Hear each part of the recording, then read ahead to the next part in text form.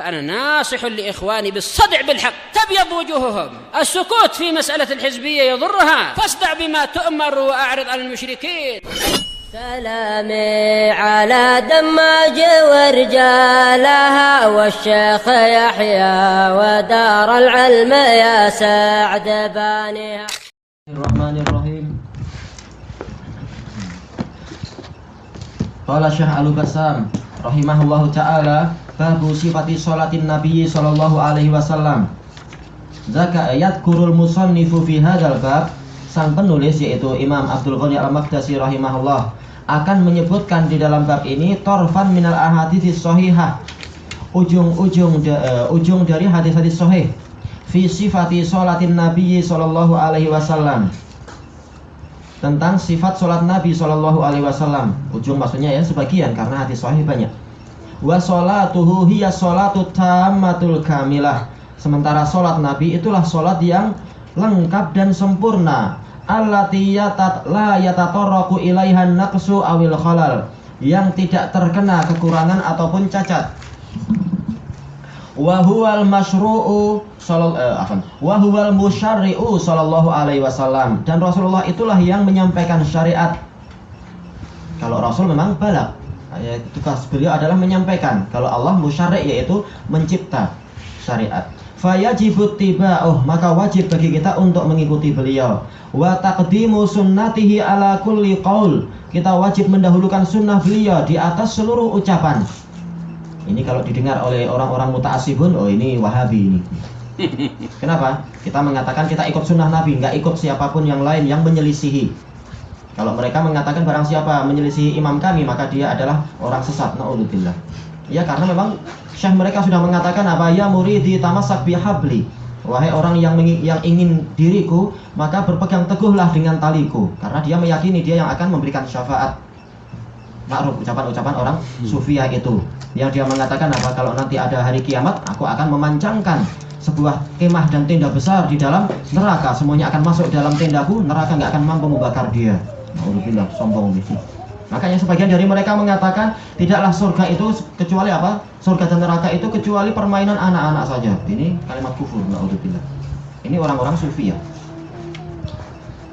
Baik, adapun ahlu sunnah wal jamaah mengajak untuk kita selamat mengikuti jalan Nabi Shallallahu Alaihi Wasallam, dan kita menghormati para ulama dan mengikuti bimbingan mereka, bukan malah apa? Mengagungkan mereka melebihi derajat yang diberikan, menjadikan mereka sebagai orang yang maksum yang tidak mungkin keliru. Nauzubillah.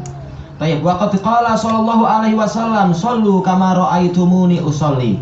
Rasulullah SAW telah bersabda, salatlah kalian sebagaimana kalian melihat saya ini salat. Hadis Malik bin Huwairis diriwayatkan oleh Bukhari.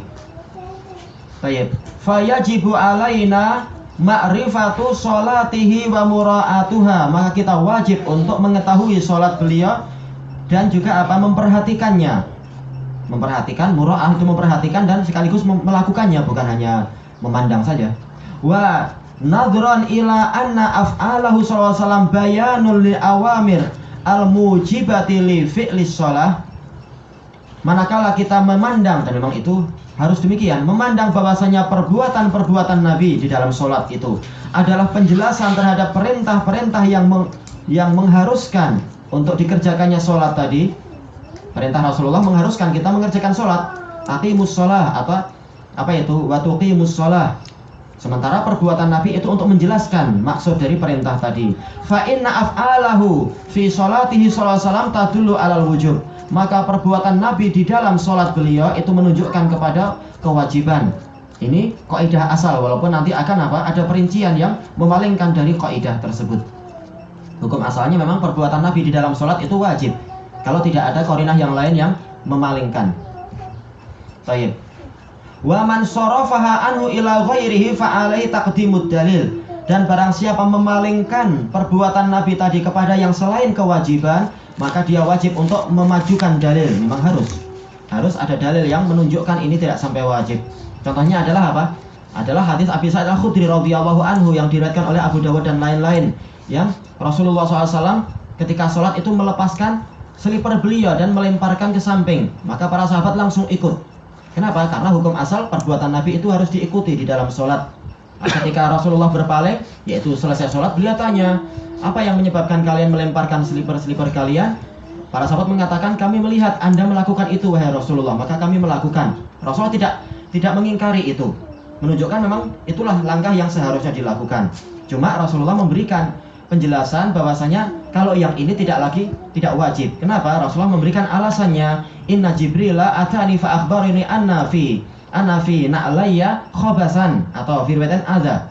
Sesungguhnya Jibril datang kepadaku dan mengabari kepadaku bahwasanya di kedua seliperku itu ada suatu najis. Itu menunjukkan bahwasanya yang diwajibkan untuk melemparkan selipernya itu orang yang memang dia mendapati ada najis di situ. Adapun yang tidak, maka dia tidak diwajibkan itu.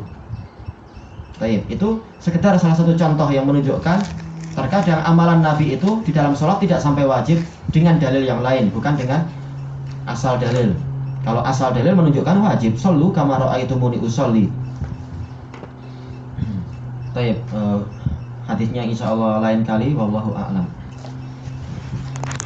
Subhanakallahumma wa bihamdika la ilaha illa anta astaghfiruka wa atubu ilaik. Alhamdulillah.